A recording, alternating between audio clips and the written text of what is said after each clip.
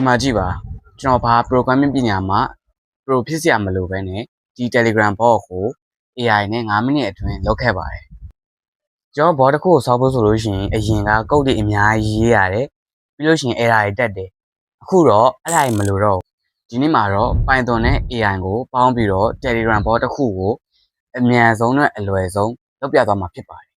ဒါဆိုလို့ရှိရင်ကျွန်တော် AI ရွေးမှာပါနော် AI ရွေးတဲ့အခါကျရင် ChatGPT ရှိရယ် Gemini ရှိရယ် DeepSeek ရှိရယ်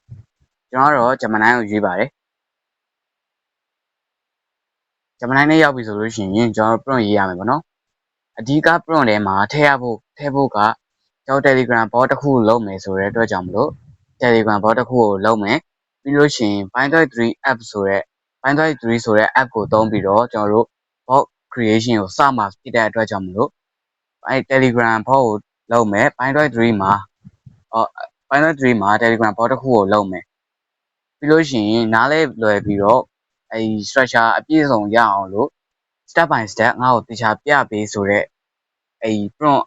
ရေးပေးရမှာပေါ့နော်အဲ့ဒီ main option 3ခုကိုကျွန်တော်တို့ prompt ထဲမှာထည့်ပြီးတော့ရေးပေးရပါမယ်အဲ့ဒီ main option 3ခုကိုအပေါ်ဆုံးမှာထားပြီးတော့အောက်မှာဆိုလို့ရှိရင်သင်တို့လိုချင်တဲ့ bot design အတိုင်းကိုရေးရပါမယ်ဥပမာဆိုရင်သင်က chatbot ကိုလုပ်ချင်တယ် chatbot ဆိုတာအများကြီးရှိတယ်ပေါ့ chatbot ပြောရမယ်ဆိုလို့ရှိရင်သင်က reply ပြန်ပေးတဲ့ bot တစ်ခုပေါ့ simple bot တစ်ခုပေါ့နော် reply ပြန်ပေးတဲ့ bot ကိုသင်ကဘယ်လို design မျိုးနဲ့လိုချင်တာတော့ဥပမာပြောရရင်သင်က star message နဲ့လိုက်လို့ရှိရင်ဒီ decoration လှလေးနဲ့ design မိုက်လေးနဲ့ reply ကိုပြန်စေချင်တဲ့ bot ကိုလုပ်ချင်တယ်အဲ့ဒါဆိုလို့ရှိရင်သင်ကအဲ့လိုမျိုးနဲ့ဆက်တဲ့သင်ရဲ့ creative ပေါ်မူတည်ပြီးတော့ရေးရမှာပေါ့နော်ဆိုတော့ကျွန်တော်တို့ structure စပြီးတော့ရေးပါမယ်ကျွန်တော်ရေးပြီးတော့ Gemini ကိုပို့ပေးပါမယ်ပို့လို့ရှိရင်ကျွန်တော်တို့ပြောတဲ့အတိုင်းပဲကျွန်တော်ရဲ့ prompt ကိုအရင်ဆုံးကြည့်မယ်ကျွန်တော်ရဲ့ prompt ကဘယ်လိုရေးလဲဆိုလို့ရှိရင် Telegram bot တစ်ခုကို Pine.3 မှာ Pine.3 သုံးပြီးတော့လုပ်မယ်ဒီ question giver bot ပုံစံအဲ့ဒါကြတော့ကျွန်တော်လိုချင်တဲ့ creative bot design ကိုရေးတာပါကျွန်တော်အသေးစိတ်ပြရမယ်ဆိုလို့ရှိရင်ဒီမှာကျွန်တော်ရေးထားတဲ့စာတွေကိုဖတ်ကြည့်ပါ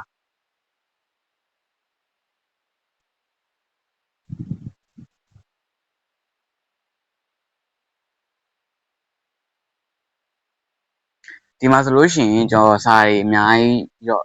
အရင်မရေးထားဘူးပြီးလို့ရှိရင်အောက်မှာ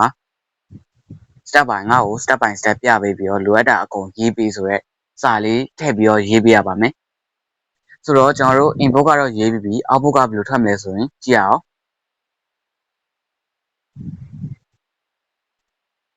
ဟုတ်ပြီကျွန်တော်တို့အောက်မှာ code တွေ့လိမ့်မယ်ဒီလို code ပေါ့နော်အဲ့ဒီ code ကိုကျွန်တော် copy မယ်ပြီးလို့ရှိရင်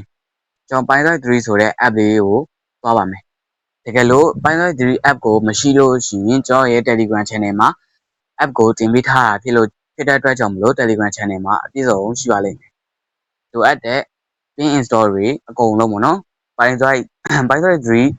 tutorial step by step ပေါ့နော်အကုန်ဒီတဲ့အသေးစိတ်ကိုကျွန်တော်တင်ပေးထားပါတယ်ကျွန်တော်ဝင်ပါမယ်ဝင်ပြီးလို့ရှိရင်ကျွန်တော်တို့ code ကတော့ထည့်ပေးထားမယ်နော်ခုနကတော့ code ကိုဒီမှာဝင်လိုက်လို့ရှိရင်ဒီလိုမျိုး new ဆိုတဲ့ empty file တစ်ခုကိုတွေ့ရလိမ့်မယ်ဆိုတော့အထက်ကိုကျွန်တော် copy ထားတဲ့ code ပေါ့နော်အဲ့ဒါကို paste လုပ်လိုက်မယ်ပြီးလို့ရှိရင်ထိတ်ဆုံးအရင်ဆုံးသွားပြီးလို့ရှိရင်ဘာကိုပြေးပြီးတော့ပြင်ရမှာလဲဆိုရင် configuration ဆိုတဲ့အဖပေါ့နော်ဒီနားမှာ bot တုံးဝင်ရှိမယ် channel ရှိမယ် channel ကတော့ကျွန်တော်ကိုယ်တိုင်ထည့်ထားတော့ကျွန်တော်ပြင်ပြမလို့အဓိကကတော့ bot တုံးဝင်ပေါ့နော်ဒီ bot တုံးဝင်ကိုထည့်ပြရဆိုတော့ bot တုံးဝင်ကိုဘယ်လိုယူရမလဲဆိုရင်ကျွန်တော် Telegram ထဲကိုသွားပါမယ်ပြီးလို့ရှိရင်ကျွန်တော်တို့ search bar မှာ bot father ဆိုပြီးတော့ရှာပါမယ်ထိတ်ဆုံးက blue mark နဲ့ bot ကိုတွေ့ရပါလိမ့်ဆိုတော့ကျွန်တော်တို့ဒီမှာ type ပါ message ပေါ့နော်ဒီ slap နှိပ်ပြီးတော့ new bot ဆိုတာလေးနှိပ်ပါမယ်နှိပ်ရလို့ရှိရင်ဒီမှာပေါ့နော်ဒီမှာသူက nickname ကိုတောင်းပါမယ်ကျွန်တော်တို့က nickname ပေးလိုက်တယ်ပေးလိုက်ပြီးလို့ရှိရင်ကျွန်တော်တို့ပြီးလို့ရှိရင် user name တောင်းပါမယ် user name တောင်းပြီးကျွန်တော်တို့ user name ပေးပြရပါမယ်တကယ်လို့ user name က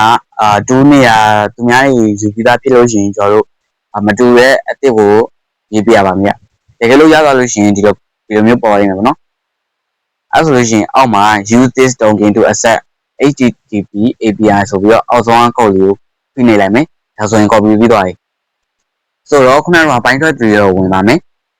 ဝင်ပြီးလို့ရှိရင်ဒီမှာ your bot ကြောင့်ခင် here ဆိုတဲ့နေရာကိုဒီစာပေါ့နော်အဲ့စာကိုဖြတ်မယ်